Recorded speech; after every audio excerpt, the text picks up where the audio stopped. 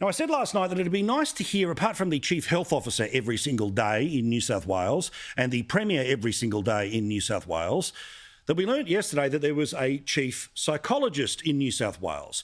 It was time to hear from them about the mental health impacts of a lockdown that is now 9 weeks old in Sydney. Nothing compared to what you've been living in Melbourne, but still horrendous for 5 million people.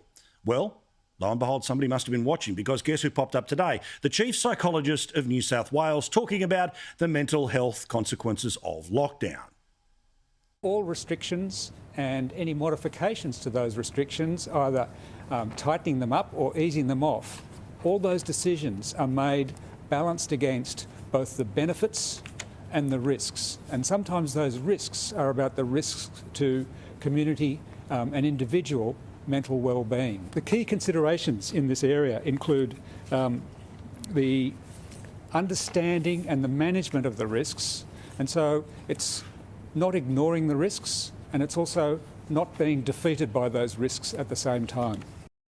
Which is why you must be proportionate with your lockdowns, which is why they must be as short as humanly possible, and you must find every possible way out of them. Not a full irresponsible releasing, but, as you all know, people going back to work, some people being able to see their families, rewards for those who have been vaccinated.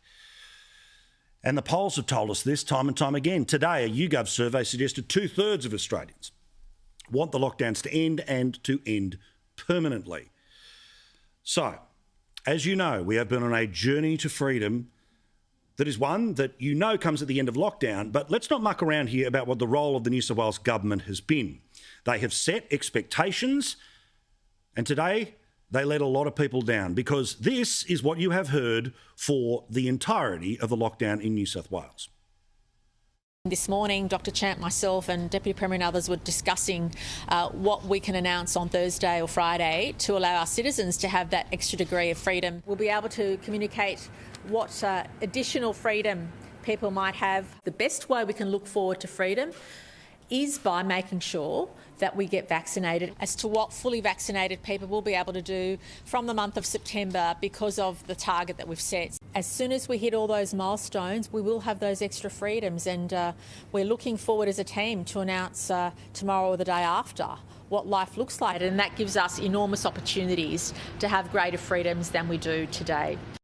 So you saw her how many times use the word freedom, and that's just a small sample of the number of times. Now, all of that was about trying to help motivate people to get vaccinated. Once we had 6 million people who'd been vaccinated, well, then suddenly something was going to happen. Well, 6 million happened this week. Good morning, everybody. I'm so pleased and grateful that New South Wales has already hit the 6 million jabs. And then we were told that there'd be something really special to announce before the end of August, looking into September. People will be able to do from the month of September, because of the target that we've set. Look forward to speaking about what you can do in September and what life will look like for most of us until the end of September. We want to give them a strong flavour of what September and October looks like. We will be able to consider opportunities for what we might be able to do in September and October that we can't currently do. Okay, this is going to be exciting. I rolled up and get the jab ready to go. Here we go. So, the freedoms in September in New South Wales are in 17 days' time. In 17 days' time, this is all that's going to change. 5 people can meet outside for an hour. That includes kids. However, if one person's able to meet, you, the missus, couple of kids, they have to be in the same local government area or 5 kilometres from your house. I mean, what freedom is making its way towards New South Wales? This is garbage. Now, again, nobody had an expectation that the door was about to fling open, especially when there's 1,000 cases a day. They set an expectation. They built an expectation.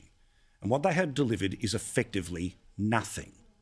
An extra hour where you might be able to meet at maybe 1 or 2 people in your local government area, 5 kilometres away from your house. This, of course, means if the grandparents live in a different local government area, if your best mate lives on the other side of town and is also vaccinated, if you're in the bush, well, you too. no changes. They set the expectation. Instead, I'll tell you what they really announced today in a moment. But particularly galling is the attitude towards regional New South Wales. Now, as of tonight, more than half of New South Wales has 0 mystery cases.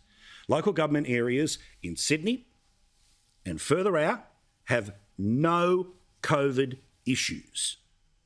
Yet, the regional lockdown of New South Wales, the entire state lockdown of New South Wales, is extended for another 2 weeks.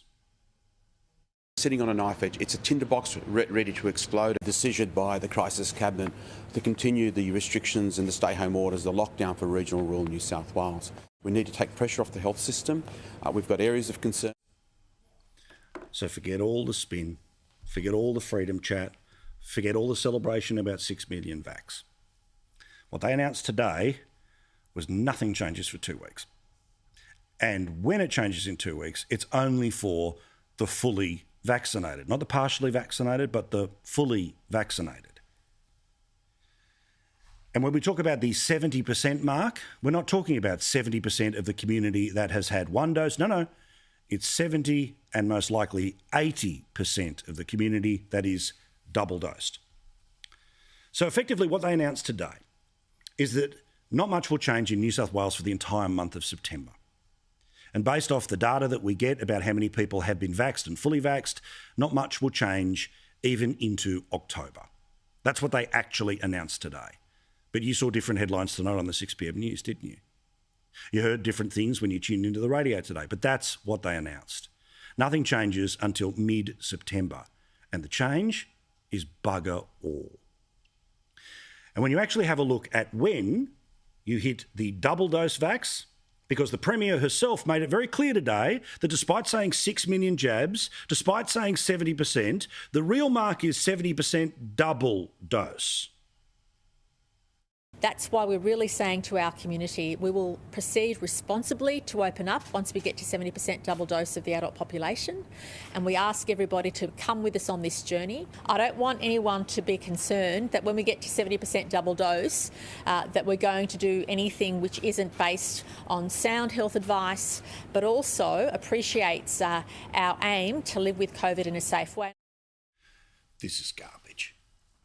Now, in Melbourne last year, it was a 4-month lockdown, but they didn't dangle carrots and make half promises. They said we're going to get to 0 cases and then slowly we'll move back to opening up.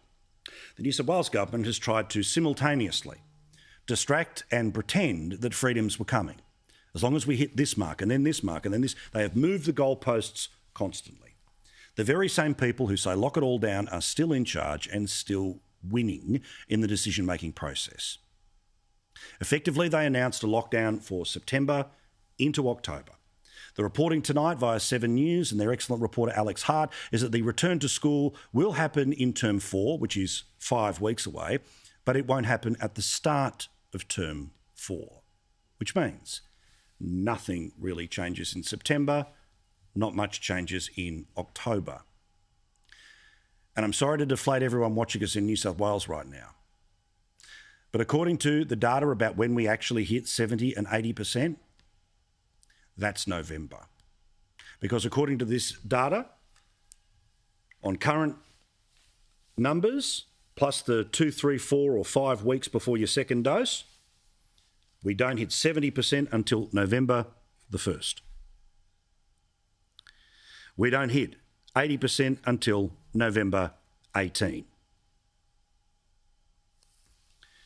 So the frustration that you are feeling right now, that I am feeling right now, is they dangled a carrot and they didn't even serve up a baby carrot. They did it to distract from the reality of case numbers going up all the time, despite the fact that hospitalisation numbers had gone down. They were talking about the freedoms of haircuts at the same time as they are setting up tents outside places like Westmead Hospital. I'm sorry to say, the New South Wales lockdown goes for a lot longer. Most likely, we're just past the halfway mark. Which means, people, particularly in regional New South Wales, where nothing changes again for another 2 weeks, the closest that they can get to a family member at a funeral are things like this.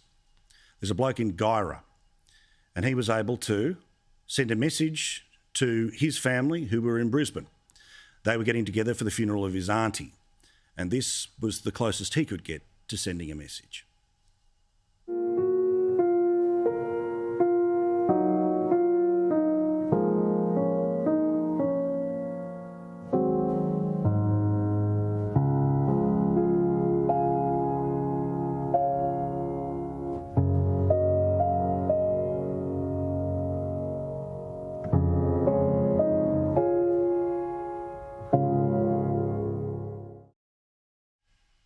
It's sheep art. I'm not quite sure how they do it, presumably offering more than carrots and hopes of freedom.